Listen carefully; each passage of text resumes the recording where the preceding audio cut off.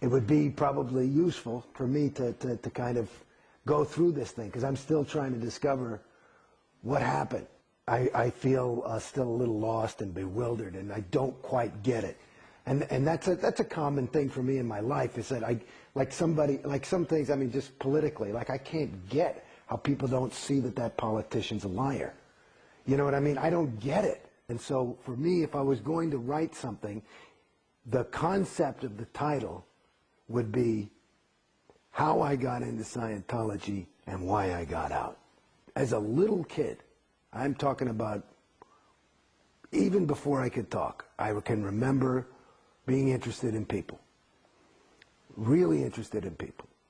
And I was pretty shiny, and everybody wanted to, you know, pick him up and all this crap, and I didn't like that. And and I could see people. I felt like I understood who somebody was pretty well as a little guy, and I didn't have any kind of, I might have had some judgment on it, but I didn't have a condemnation like, oh, I just thought, okay, that's Dad, not just Daddy, but oh, okay, that's that guy, and that's Uncle Gino, and this is this guy at the party, as a 3-4-year-old kid looking around. And at a certain point, I think, certainly before first grade, I became very, very interested in who am I. Not just, you know, oh, that's that guy I know, but I had some kind of a perception about a person.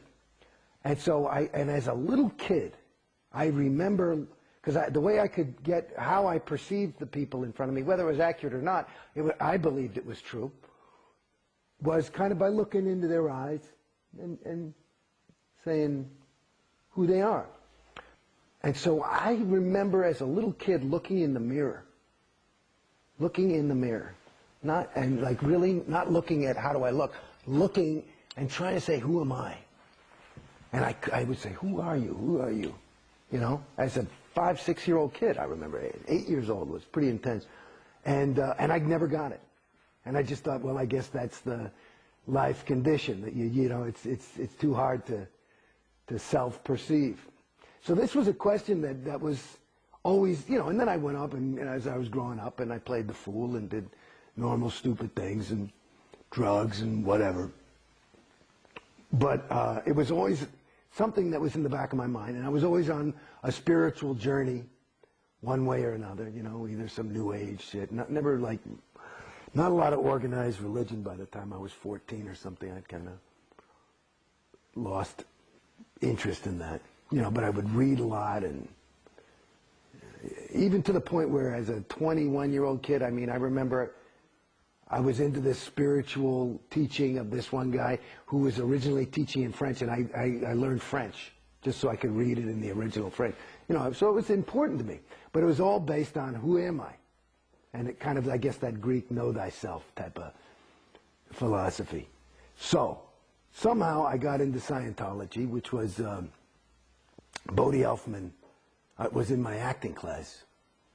And my acting teacher, who's a big disseminator, Milton Kitselis, was ranting about some shit, and he was, which was pissing me off because it was wasting class. He was like, nobody, you guys are auditioning me or something. He was pissed off, and he wanted more unmitigated just adoration, and he wasn't feeling like he was getting it. And in the middle of his tirade, I was sitting there, like, first thinking, who are these fucking people that are not, you know, flowing the correct amount of attention to the master? And then I looked and I said, I wonder if I am. And I said, do I trust Milton? And I said, you know what, I really don't. And that was kind of like a weird thing. I said, well, I don't. And I thought, who do I trust? I said, well, at least my parents. No, I don't trust them. And I was looking, I didn't trust anybody in the room. And then I had this realization, is I don't trust myself. And so in Scientologies, I found my ruin. I found my own ruin. And for some reason, because I thought, oh, well, let me try and trust somebody. Let me try and trust Milton, which is what he was yelling and crying about in this whole big speech. And I thought, well, I knew he was a Scientologist. So I said, Bodhi, I said, give me some book on Scientology. I was doing a scene with him. And oh yeah, and he was this nervous little kid at the time. And so he gave me this big fat book called What is Scientology?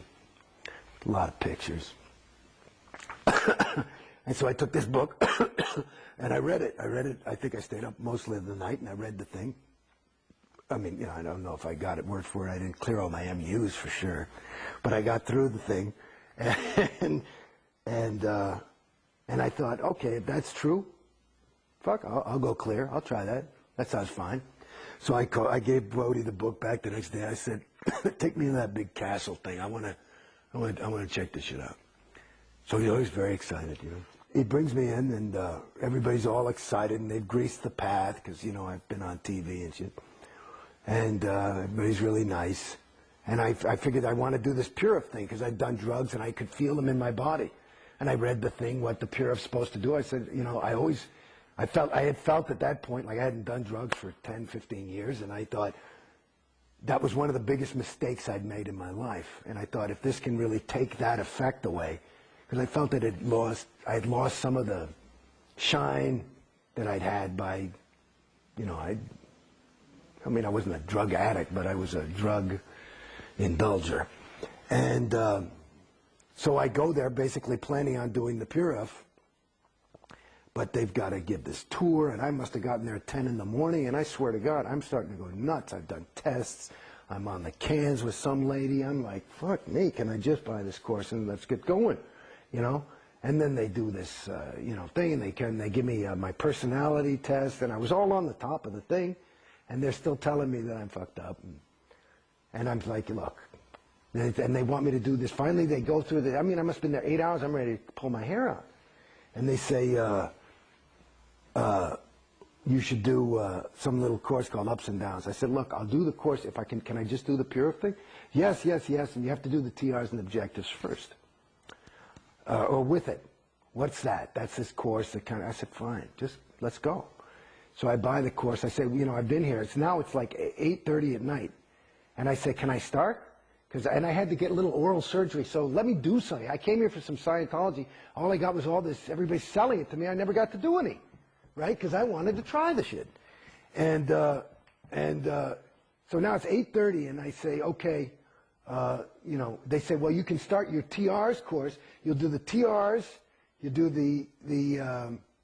and the TRs are these communication drills. Then you do the Purif where you clear all the drugs out, and then you do the auditing, which is called objectives, which is like this stuff where you walk across the room and touch the wall and all this kind of shit. And supposed to, the end phenomenon is firmly rooted in present time. I said, that doesn't sound bad. I'll do it. Okay, if you can deliver that. Cool. So I said, well, give me some Scientology. For Christ's sakes, I've been here since, 9 hours or something, getting nothing.